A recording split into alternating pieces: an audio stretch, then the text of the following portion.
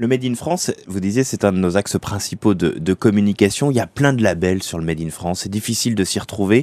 Comment on fait justement pour que ce soit pas que de la com? Alors, sur le Made in France, c'est important. Pourquoi? Parce que quand on regarde aujourd'hui dans les critères de choix d'achat d'un produit, quel qu'il soit d'ailleurs, mais c'est vrai pour la cosmétique, pour le consommateur, le Made in France est le deuxième élément le plus important après la composition du produit dans son acte d'achat quand il s'agit de la qualité d'un produit. Donc nous on le met en avant déjà sur nos packaging, en facing sur le produit, et puis on le valorise complètement dans la mesure où Aderma en l'occurrence organise tout son développement en circuit court et en économie circulaire.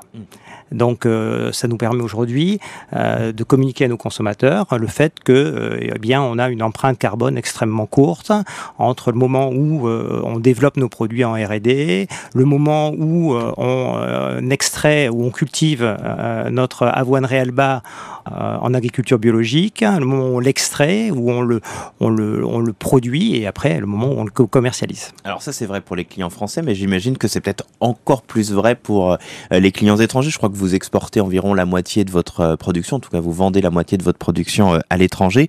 Le Made in France, quand on sait que la dermatologie est quasiment une spécificité française, il y a quelques très très grandes marques dans le monde, mais il suffit de voir les files d'attente devant les grandes pharmacies parisiennes ou dans les grands magasins parisiens pour voir à quel point ça compte à l'étranger. C'est un gage de qualité, un gage de sécurité. Et effectivement, dans certains pays, ça fait la différence. D'autant que dans certains pays, il y a également des problèmes de contrefaçon qui peuvent exister. Et le Made in France est un formidable outil de communication.